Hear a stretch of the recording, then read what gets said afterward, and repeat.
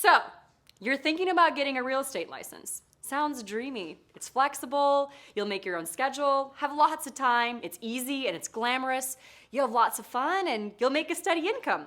Let me stop you right there. These are the 6 things I wish I knew before getting my real estate license. Number 1, it's not that flexible, but I'll tell you what it does require. It certainly requires that you are tremendously flexible because, your schedule is all over the board. It's never the same. It changes rapidly, and it requires you to have to accommodate every one of your clients based entirely on their schedule. So if you're planning on going to the gym at 8 a.m. and that's the time that the appraiser or inspector or your client wants to meet, guess what? You're not going to the gym. If your flight leaves at 1 p.m. and your client flew in to see one house, now you're changing your flight to leave at 5. If you were supposed to pick up your child from school at 3 and your clients are now 30 minutes late from their meeting, you best have a plan B for school pickup because you are not gonna make it. Number 2, you will not have that much free time. Your days start early and end late and change wildly from day to day, and there's always something to do. A phone call or 10, an ad copy to write, comps to pull, driving all over for showings.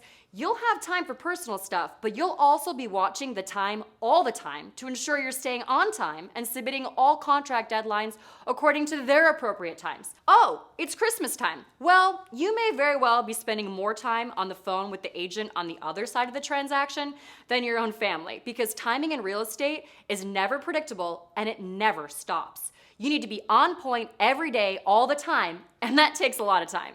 Number 3, it's not that easy. Sure, the overall process is simple, but it's not easy and it's never a smooth ride. Something is always challenging. You're dealing with people, property, banks, disclosure issues, expectations, and lots of ups and downs. It's a roller coaster, and it requires a tremendous amount of drive, grit, enthusiasm, ambition, knowledge of the market, contractual knowledge of people, and knowledge of negotiation. It requires experience, psychology, flexibility, and a level head, and a lot of strategic thinking.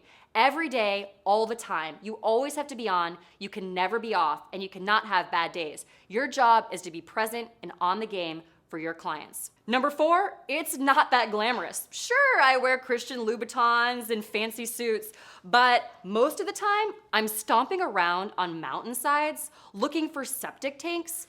I'm smashing scorpions and cockroaches with my heels. I'm picking up dead birds that have run into windows. I'm even picking up snakes.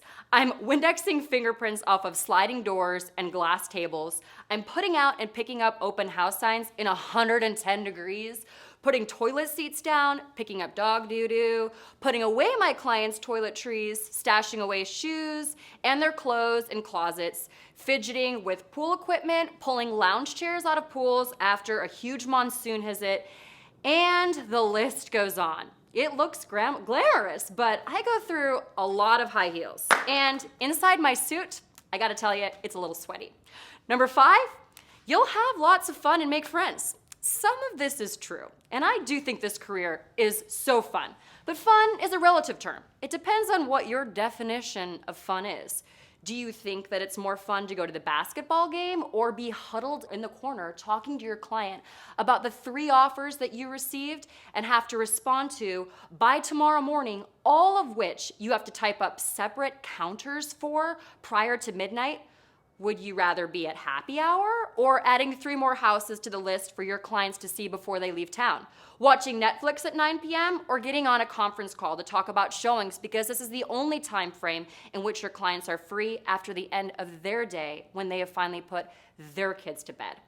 Keeping your hair appointment, your nail appointment, or lunch appointment with your bestie rather than canceling everything last minute to meet your client who just drove by the house of her dreams that she's been looking for 6 months.